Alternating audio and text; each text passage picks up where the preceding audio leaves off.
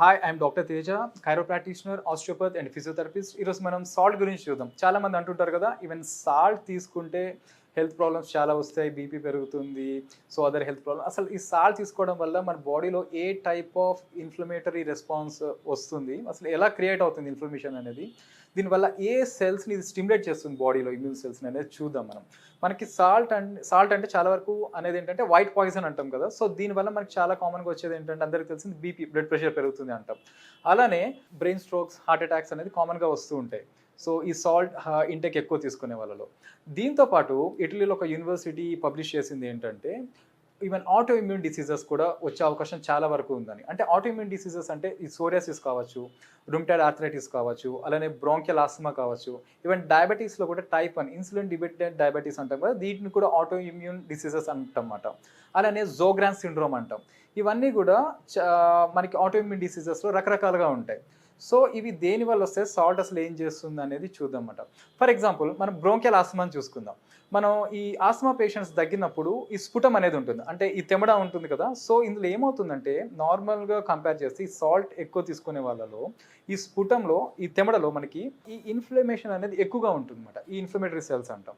So ఇక్కడ ఏమవుతుంది, అసలు ఇన్ఫ్లమేషన్ ఎలా వస్తుందంటే, ఎలా క్రియేట్ అవుతుంది మనకి అంటే, ఇది ఏం చేస్తుంది, కెమికల్ మీడియేటర్స్ని ప్రొడ్యూస్ చేస్తుంది మనకి.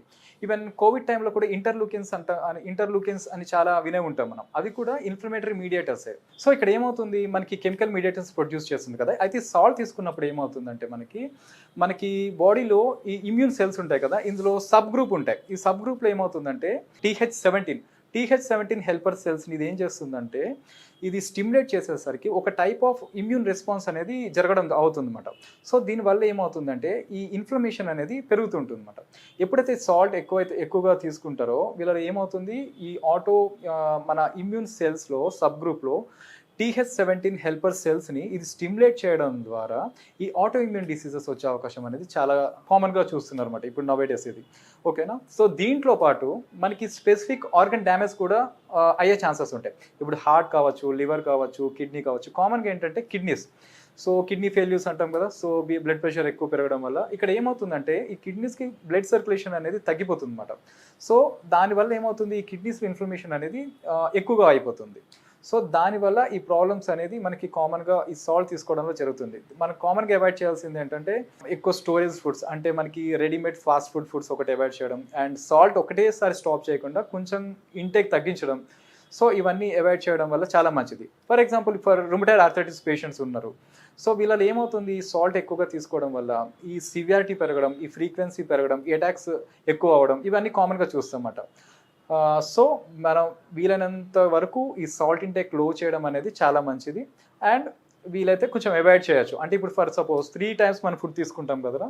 సో మనం మార్నింగ్ బ్రేక్ఫాస్ట్లో కొంచెం సాల్ట్ అనేది ఏం చేస్తామంటే మనం ఫుడ్లో వేయకుండా దాని పైనుంచి కొంచెం జల్లుకొని తినడం వల్ల ఏమవుతుందంటే ఫుడ్ టేస్టీగా ఉంటుంది అండ్ సాల్ట్ ఇంటేక్ కూడా లో ఉంటుంది. అలానే మనకి నైట్ తీసుకునే డిన్నర్లో ఈ కంప్లీట్గా సాల్ట్ అవాయిడ్ చేసి తినడం అనేది చాలా మంచిది.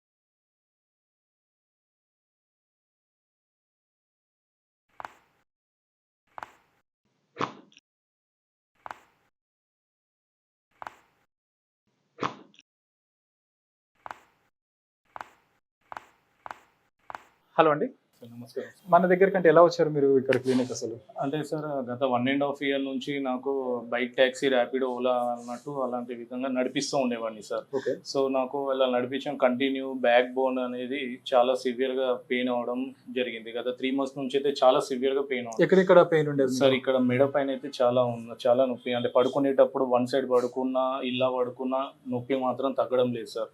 బ్యాక్ పెయిన్ మాత్రం విపరీతంగా ఉంది. కానీ నిల్చోవాలన్నా తిమ్మిరి ఎక్కుతున్నాయి. ఇంకొక ఎక్కడ నుంచి ఎక్కడ తిమ్మిరి ఉండేది సార్? ఇక్కడ ఇదంతా ఇదంతా ఈ పార్ట్ సార్, ఈ part. Back okay even legs లో లెగ్స్ లో ఇక్కడ సార్ ఈ వన్ సైడ్ బాగా తిమ్మిరి వస్తుంది. అంటే కంటిన్యూ 6 to 8 hours దాకా నడిపించేవాడిని సార్ బైక్. ఇప్పుడు చేతులు ఎలా ఉండేది అప్పుడు మీకు? చేతులు కూడా సార్ అది హ్యాండ్ గ్లౌజ్ వేసుకుంటాం కదా సార్, ర్యాపిడో బ్యాక్ ట్యాక్సీ అనే హ్యాండ్ గ్లౌజెస్ వేసుకుంటాం. సో గత ఈ ఏలు తిమ్మిరి ఎక్కుతుండే. సో గ్లౌజెస్ తీసినాక రైడ్ అయిపోయినాక కూడా 7 to 8 hours అనేది తిమ్మిరి అలాంటిది తిమ్మిరి అలానే ఉండేది. అలానే ఉంటుంది సార్. ఇది బాగా సివియర్ గా అయిపోయింది సార్. సో 3 months నుంచి మాత్రం అందరు డాక్టర్స్ ని అలాంటి అందరినీ కన్సల్ట్ అవుతా ఉన్నాను. Okay. సో నాకు ఎలాంటి ట్రీట్మెంట్ సాటిస్ఫాక్షన్ అంటే జరగడం లేదు. సో అలాగే ఇంట్లో ఉండి రీల్స్ చూస్తూ ఉన్నాను సార్. ఓకే రీల్స్ చూస్తూ ఉంటే అప్పుడే మీరు చెప్పే విధానం థెరపీ కానీ, సో నాకు సరే అందరు డాక్టర్ని కన్సల్ట్ అవ్వడం వల్ల సో ఈసారిని కూడా ఒకసారి కన్సల్ట్ అయ్యి చూద్దాం అన్నట్టు. సో ఫస్ట్ టైం నేను మా మిస్సెస్తో వచ్చాను సార్. అంటే నాకు అసలు లేవడం బ్యాక్ బోన్ అనేది బాగా సివియర్గా ఉండే. అంటే ఇక్కడ రాకముందు మీరు రెస్ట్ లో లీవ్ 3 months రెస్ట్లోనే ఉన్నాను సార్. 3 months నుంచి 3 రెస్ట్ months లీవ్ rest లో- పెట్టేసి రెస్ట్ లో. లీవ్ పెట్టేసి రెస్ట్లో ఉన్నాను సార్. చాలా ఇంట్లో కూడా చాలా ఇబ్బంది అవుతుండే మనీ ప్రాబ్లం వల్ల. ఓకే సో మా మిస్సెస్ అన్నది సరే మరి పోయి కన్సల్ట్ అవుదాం అంటే సో డాక్టర్ తేజ సార్ని కన్సల్ట్ అవ్వడం జరిగింది sir. So first day treatment తీసుకునేటప్పుడు మాత్రం మా మిస్సెస్తో వచ్చేవాడిని కదా. సో బాగా అంటే సివియర్. ఇప్పుడు ఫస్ట్ డే మీ మిస్సెస్ తో వచ్చారు కదా ఫస్ట్ అవును ఒక సార్. 2-3 days. Hmm. తర్వాత మీరు ఇప్పుడు ఈ రోజు ఎలా వచ్చారు? ఇప్పుడు ఇది 10th డే సార్. ఈ 10th డే కానీ 90% అని నాకు బ్యాక్ బోన్ మాత్రం ఎలాంటి ఇబ్బంది లేదు. మీరు చూస్తున్నారు సార్ 3 days నుంచి మాత్రం నేను సింగిల్ గానే వస్తున్నాను, మీ దగ్గర ట్రీట్మెంట్ తీసుకుంటున్నాను. సో నాకు అప్పటి నుంచి సార్ దగ్గర ట్రీట్మెంట్ అనేది సాటిస్ఫాక్షన్ ఉంది ఇప్పుడు ఆ కాబట్టి తిమ్మిరి చేతిలో తగ్గిందా? ఆ చేతులు అంతా తగ్గింది అంటే సార్, కాళ్ళలో 90%. నేను గత 2-3 days నుంచి ర్యాపిడో కూడా చూస్తున్నాను సార్. ఒక 2-3 hours try నడిపించుకుంటూ చేస్తున్నాను. చూస్తున్నాను. ఎలాంటి ఇబ్బంది మీ ఎలాంటి- యాక్టివిటీస్ లో ఎటువంటి ఇబ్బంది ఎలాంటి ఫ్రీగానే ఉంది ఇబ్బంది ఇప్పుడు? లేదు సార్. నేను ఇంట్లో కూడా ఇంతకు ముందు పని మీరు చేసుకోవాలి. యాక్చువల్లీ ఒక 5 నిమిషాలు కూర్చోవాలన్నా నుంచోవాలన్నా ఇబ్బంది నొప్పి చాలా వచ్చేది. Heavy sir. ఇప్పుడు ఎలా లెగ్ ఉంది? పెయిన్ మాత్రం లేవంగానే లెగ్ పెయిన్ మాత్రం బాగా ఇప్పుడు ఎలా ఉంది? మీరు లెగ్ అంటే పెయిన్ మాత్రం టోటలీ క్లోజ్ సార్. సో తగ్గించారు. ఇప్పుడు బ్యాక్ పెయిన్ చెప్తున్నాను కదా సార్. గత 2-3 days నుంచి చూస్తున్నాను నేను ర్యాపిడో బైక్ ట్యాక్సీ మళ్ళీ మీరు వర్క్ చేసుకోగలుగుతారా లేదా? సో నేను మన 7th 6th ట్రీట్మెంట్ నడిపినప్పుడు ఒక 2 hours నడిపించి చూశాను సార్. సో నిన్న ఈవినింగ్ ఒక 4 hours నడిపించాను. 90% నాకు అనిపిస్తుంది. ఇప్పుడు మళ్ళీ అయితే మీకు అది పెరగలేదు కదా నడిపినా లేదు, కూడా? ఏం లేదు సార్. ఇప్పుడైతే ఏం ఫ్రీగా నొప్పి లేదు, ఇంట్లో ఇప్పుడు కూడా ఎంత ఫ్రీగా- పర్సెంటేజ్ తగ్గిందండి మీకు? సార్ 90% తగ్గింది. మీకు ఫ్రీగానే అనిపిస్తుంది? ఫ్రీగానే ఫ్రీగా. అనిపించింది. ఇప్పుడు మీ యాక్టివిటీస్ లో అయితే ఎటువంటి ఇబ్బంది లేదు? ఎలాంటి ప్రాబ్లం ఇప్పుడు ఒకరు హెల్ప్ తీసుకోవాల్సిన అవసరం అయితే రావట్లేదు కదా? లేదు సార్. నేను ఇప్పుడు సింగిల్ గానే Single. వస్తున్నాను మీ దగ్గరికి. యా ఇప్పుడు మీకు పడుకునేటప్పుడు కానీ నుంచునేటప్పుడు కానీ కూర్చునేటప్పుడు లేదు, కానీ ఎలాంటి ఎలాంటి ఫ్రీ ఫ్రీగా ఫస్ట్ అయితే టైం అయితే మా మిస్సెస్ తో నేను బస్ లో వచ్చేటాను. ఇప్పుడు ఇప్పుడు నేను సింగిల్ గా నా బైక్ పైన మళ్ళీ మీ బైక్ మీద వస్తున్నారు. వస్తున్నాను Okay. సార్. ఓకే ఇప్పుడు ఏంటంటే ఇక్కడ యాక్చువల్లీ మల్టిపుల్ డిస్క్ బల్జెస్ అండి. దీనివల్ల ఏమవుతుందంటే ఈ నర్వ్స్ మీద ప్రెషర్ పడి సో ఈ లెగ్స్ లోకి పెయిన్ రేడియేట్ అవ్వడం, ఈ హ్యాండ్స్ లోకి రేడియేట్ అవ్వడం అనమాట. సో ఇక్కడ ఏం చేస్తామంటే even spinal decompression machines use చేయడం, అలానే అదర్ అడ్వాన్స్డ్ మోడాలిటీస్ అంటాం, సూపరిండక్టివ్ సిస్టమ్ కావచ్చు అండ్ ఫోకస్ మ్యాగ్నెటిక్ ఫీల్డ్ కావచ్చు, అలానే అండ్ కైరోప్రాక్టిక్ మ్యానిపులేషన్స్లో కూడా మనకి ఏంటంటే మనం యూట్యూబ్లో చూపించే మ్యానిపులేషన్స్ అండ్ ఇక్కడ చేసే మ్యానిపులేషన్స్ ఇంకా అడ్వాన్స్డ్ ఉంటాయి అన్నమాట. సో ఈ ట్రీట్మెంట్స్ అన్ని కాంబినేషన్ ఇచ్చినప్పుడు ఏమవుతుందంటే ఇది తొందరగా తగ్గుతుంది అనమాట. సో అన్ని కేసెస్ మనకి ఒక 1 week 10 days తగ్గలేదు. కొన్ని కేసెస్ మనకి ఒక 20-25 days పట్టచ్చు. కొన్ని కేసెస్ ఒక 2-3 daysలో కూడా తగ్గే కేసెస్ ఉంటాయి అన్నమాట. అంటే డిపెండ్స్ ఆన్ సివియారిటీ, అంటే వాళ్ళకి ఎంత ప్రాబ్లం ఉంది లోపల దాని మీద డిపెండ్ అయి ఉంటుంది మనకి. సో ఇక్కడ కూడా ఏంటంటే మనకి ఆల్మోస్ట్ ఇంకో 2-3 sessions ఇంకా చాలా వరకు అంటే ఈ ట్రీట్మెంట్ కోర్స్ అనేది అయిపోతుంది ఇక్కడ. సో ఇంతకుముందు మన దగ్గరకు వచ్చినప్పుడు కంప్లీట్గా ఈ చేతుల్లో హెవీనెస్ ఉండేది, నమ్నెస్ ఉండేది అండ్ పెయిన్ ఉండేది. ఒక 5 నిమిషాలు నుంచోవాలన్నా కూర్చోవాలన్నా కూడా ఒక హెల్ప్ కావాల్సి వచ్చేది, ఇబ్బంది. సో ఇప్పుడు ఏంటంటే ఈ రోజు 10th సిట్టింగ్. సో ఈ రోజు లాస్ట్ 2-3 days నుంచి ఆయన మళ్ళీ వర్క్ అనేది చేసుకోవడం జరుగుతుంది అనమాట. సో వర్క్ లో కూడా ఎటువంటి ఇబ్బంది అనేది పెరగట్లేదు. ఇప్పుడు మీ వర్క్ లో ఇప్పటివరకు ఏం పెరగలేదు. ఇప్పటివరకు ఏం చెప్తాను. ఇప్పుడు హ్యాపీగానే మీ యాక్టివిటీస్ ఇంకా నేను చెప్పదలుచుకున్నది ఏంటంటే మా ఏజ్ వాళ్ళు ఉంటారు, నాకంటే కొద్దిగా సీనియర్ వాళ్ళు కూడా పాపం ఇల్లు గడవక ర్యాపిడో బైక్ ట్యాక్సీ నడిపిస్తున్నాను. సో వాళ్ళకి నేను చెప్తున్నాను, ఎందుకంటే నేను వాళ్ళతో కన్సల్ట్ అవుతూ ఉంటాను. ఏం భయ్యా ఇంత కంటిన్యూ మనం నడిపించలేము, అది నడుముతో కూడా సఫర్ అవుతుంది, నడుపు బ్యాక్ పెయిన్. సో వాళ్ళందరికీ నేను కన్సల్ట్ చేయాల్సింది అనగా please contact doctor Teja, spine care clinic, Somajiguda opposite Yashoda hospital. Please consult. తప్పకుండా 90% రిజల్ట్ దొరుకుతుందండి. నాకు చెప్తున్నాను కానీ నేను లైవ్గా చెప్తున్నాను.